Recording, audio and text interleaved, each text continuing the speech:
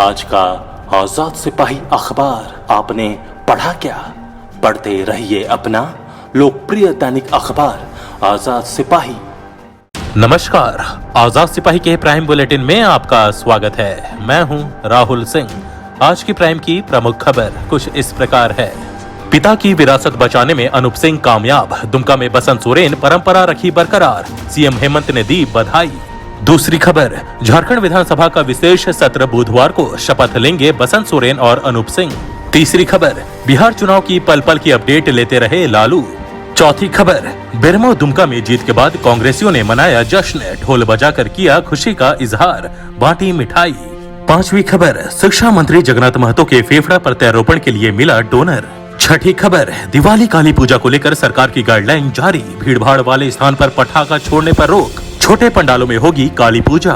आइए अब सुनते हैं खबर विस्तार से।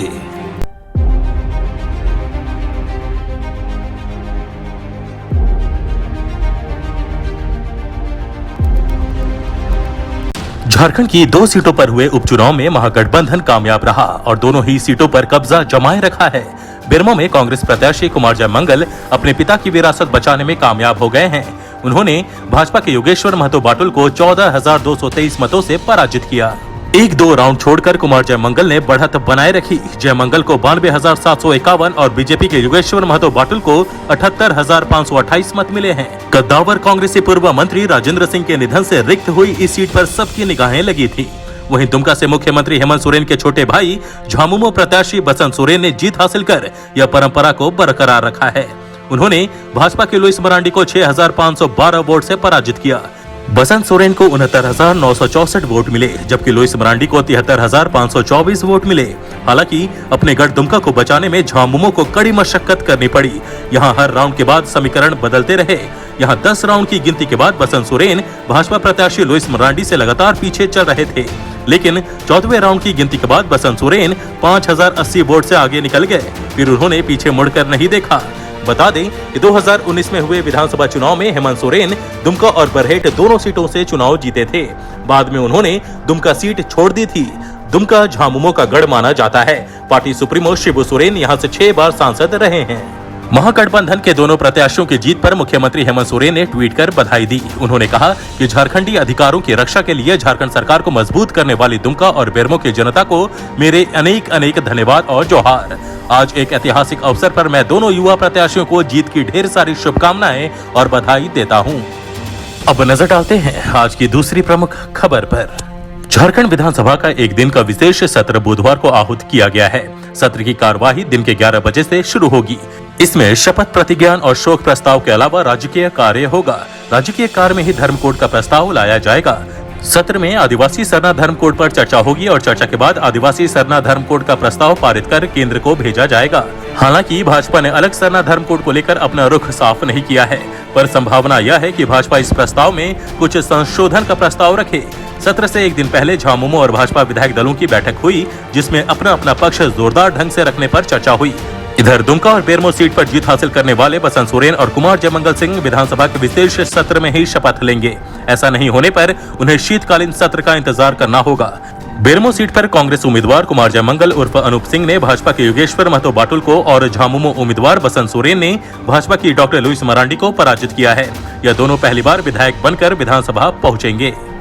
अब नजर डालते हैं आज की तीसरी प्रमुख खबर पर। बिहार में चुनाव परिणामों की गिनती शुरू होने के कुछ देर बाद लालू यादव कैली बंगले के बाहर अहाते में धूप सेकते दिखाई पड़े। साथ ही वह मोबाइल पर पल पल का अपडेट भी लेते रहे। शुरुआती रुझान के बाद उनके चेहरे पर खुशी जरूर दिखी, लेकिन जैसे जैसे दिन चढ़ा और एनडीए को बढ़त मिलने लगी, इसके बाद लालू यादव बंगले के अंदर चले गए। रांची के रिम्स अस्पताल के कैली बंगले में इलाज के लिए रह रहे राजद सुप्रीमो लालू प्रसाद यादव की नींद मंगलवार को आम दिनों से पहले खुल गई थी। सुबह सुबह वह बंगले के गार्डन में बैठकर धूप सेक रहे थे। चाय भी आनंद से उठाया। मोबाइल पर लगातार चुनाव परिणामों की जानकारी लेते रहे। सेवादार उनके आगे पीछे खड़े रहे। बंगले के बाहर मीडिया का जमावड़ा लगा रहा। लालू यादव की हर गतिविधि को कैमरे में कैद करने की चाहत कार्यकर्ताओं और मीडिया कर्मियों में दिखी। चर्चा रही कि मतगणना शुरू होने से पहले बेटे तेज प्रताप और तेजस्वी दोनों ने पिता का आशीर्वाद लिया। लालू ने सबको निर्देश दिया कि वह अपने प्रत्याशियों को इस बात के लिए ताकीद कर दे कि मतगणना खत्म होने के बाद प्रमाण पत्र लेने से पहले कोई भी उम्मीदवार मतगणना स्थल नहीं छोड़े। इसके अलावा विजय जुलूस निकालने पर भी राजद सुप्रीमो ने साफ मना कर दिया। सेवादारों के अनुसार लालू प्रसाद सारी बीमारियों को भूलकर चुनाव नतीजों को देखते रहे। अब नजर डालते हैं आज की चौथी प्रमुख खबर पर। बेरमो दुमका विधानसभा उपचुनाव में महागठबंधन प्रत्याशियों को जीत के बाद कांग्रेस प्रदेश मुख्यालय में मंगलवार को जश्न मना। बेरमो से कांग्रेस के प्रत्याशी जयमंगल सिंह तो दुमका से सीएम हेमंत सोरेन के भाई बसंत सोरेन की प्रतिष्ठा दांव पर थी।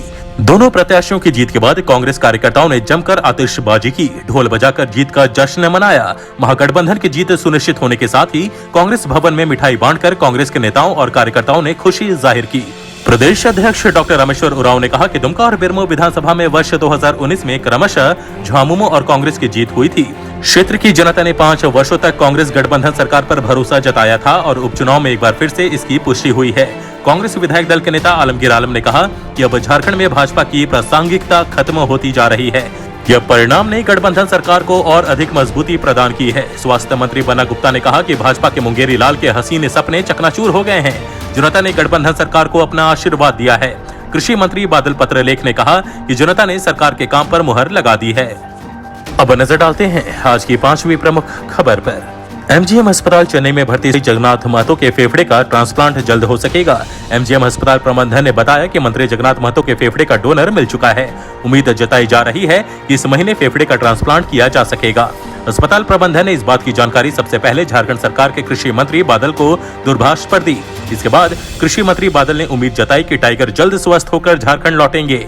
बादल ने कहा कि मुख्यमंत्री और राज्य के तमाम आला अधिकारियों की मेहनत से यह संभव हो पाया है। उन्होंने कहा कि जगन्नाथ महतो के परिवार के सदस्यों की कड़ी मेहनत और लाखों शुभ चिंतकों की दुआओं का असर है। सभी दुआ करें कि जगन्नाथ दादा के फेफड़े का प्रत्यारोपण सफल हो। अब नजर डालते हैं आज की 6ठी प्रमुख खबर पर। झारखंड सरकार ने दीपावली और काली पूजा को लेकर दिशा निर्देश जारी किया है। आपदा प्रबंधन विभाग द्वारा जारी दिशा निर्देश के अनुसार भीड़ भाड़ वाले स्थान पर आतिशबाजी नहीं होगी। मंदिरों और घरों में ही काली पूजा का आयोजन होगा। छोटे पंडाल बनेंगे, वहां बैरिकेडिंग होगी, कोई डेकोरेशन नहीं होगा। पूजा पंडालों में लाउड स्पीकर से मंत्रोच्चार हो सकेगा। भजनों की रिकॉर्डिंग नहीं बजेगी। वैश्विक महामारी कोरोना वायरस का संक्रमण बढ़े नहीं, इसे देखते हुए दीपावली और काली पूजा के दौरान सुरक्षा व्यवस्था पर मंगलवार को दिशा निर्देश जारी कर दिया गया। मुख्य सचिव सुखदेव सिंह ने जारी दिशा निर्देश का अनुपालन कराने के लिए सभी जिलों के डीसी, एसएसपी और एसपी को आदेश दे दिया है। सरकार की आपदा प्रबंधन विभाग से जारी दिशा निर्देश के अनुसार इस त्योहार में सार्वजनिक स्थान पर आतिशबाजी पर रोक लगा दी गई है। आज के आजाद सिपाही के प्राइम बुलेटिन में बस इतना ही। देश विदेश की तमाम बड़ी खबरों के लिए आप पढ़ते रहिए अपना लोकप्रिय दैनिक अखबार आजाद सिपाही। और हाँ, आप हमारे इस YouTube चैनल को जरूर सब्सक्राइब करें। धन्यवाद।